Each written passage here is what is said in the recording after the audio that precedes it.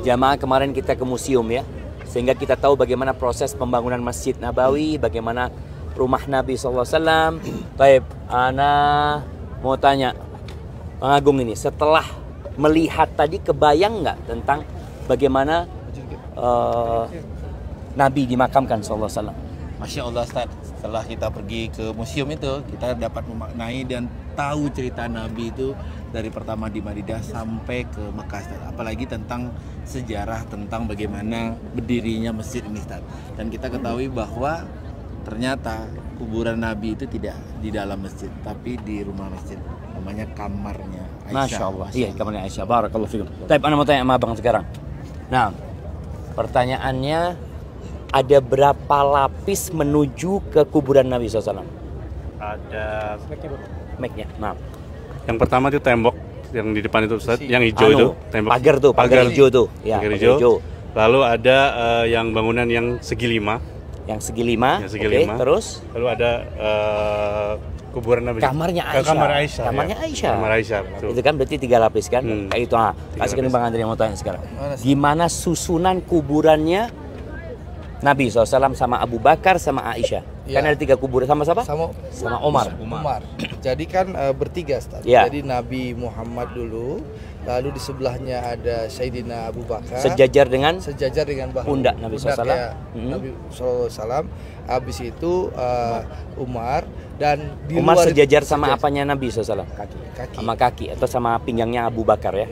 Dan yang menariknya kemarin Ustaz bawa ke Baki itu ternyata sejajar juga dengan Utsman Affan dari Baki sana. Masya Allah, barakallahu fikum. Taib, ana mau tanya lagi nih, Bang. Masya Allah.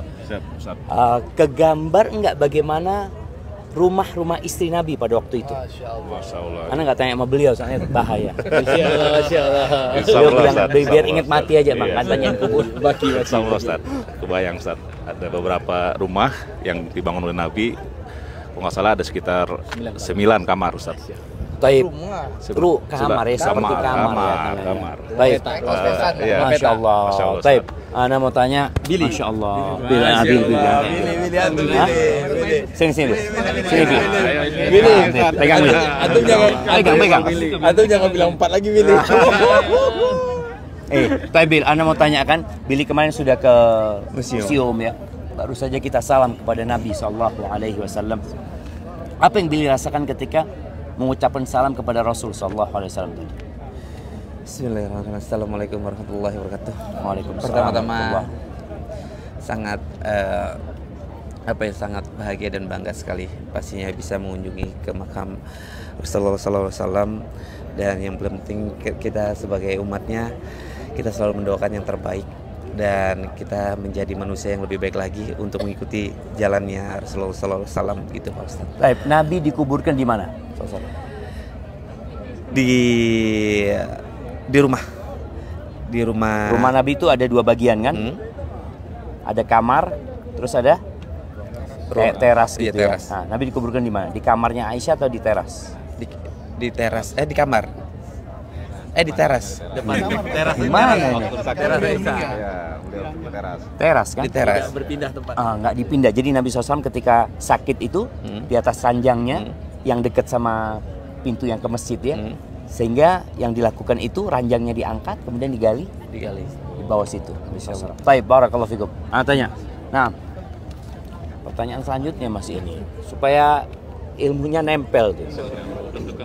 Baik, sebelah sini biar mepet. Pertanyaan selanjutnya, kubah yang hijau ini posisinya di atas apa? Di atas rumah Aisyah. Di atas rumah Aisyah? Iya, radhiyallahu anha. Apa di atas pagar hijau? Di atas pembatas pagar hijau. Ya. Banyak orang berpikir kan kubah ini di atas kuburan Nabi SAW langsung. Enggak, jadi di atas pagar hijau. Nah, Masya Allah, barakallahu fikum. Taib, pertanyaan yang terakhir sebelum kita berjalan, Bapak. Nah, bahaya ini. Taib, Nabi SAW meninggal hari apa, dimakamkan hari apa? Masya Allah, Nabi Muhammad Allahumma sholli wa sallim meninggal di hari Senin ya, dan dimakamkan di hari Kamis. Kenapa kok lama ya Ustaz? Ya, pertanyaannya, kenapa Nabi SAW dimakamkan di Baqi? Karena pesan Nabi, beliau meninggal Itu dimakamkan di tempat beliau meninggal. Itu ceritanya. Abu Bakar datangnya, kemudian ketika mereka ribut, Abu Bakar menyampaikan bahwasanya Nabi SAW itu dimakamkan di tempat beliau meninggal dunia. Kalau bicara lama, karena umat Islam sedang shock ya, dapat musibah itu. Umat Islam juga belum punya pemimpin pada waktu itu. Dengan meninggalnya Rasul SAW. Dan yang sholat jenazah kemarin kan disebutkan, sholat jenazah itu satu-satu, nggak berjamaah. Belum boleh. Ya, sholat jenazah. Bingung mereka semua. Belum ada. Mereka bingung semua. Seperti itu. Mas.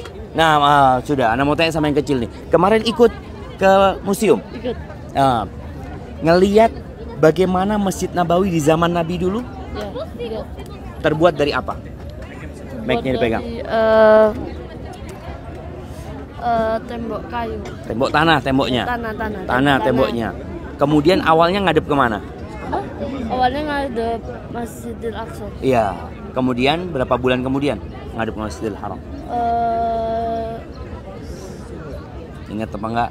16 atau 17 bulan. Masya Allah. Barakallahu fikum. Ini Anda mau tanya sama Muad. Pegang Muad. Pegang. Pegang Muad. Pegang Muad. Muad kemarin ke museum. Iya. Iya. Lihat apa Muad di museum?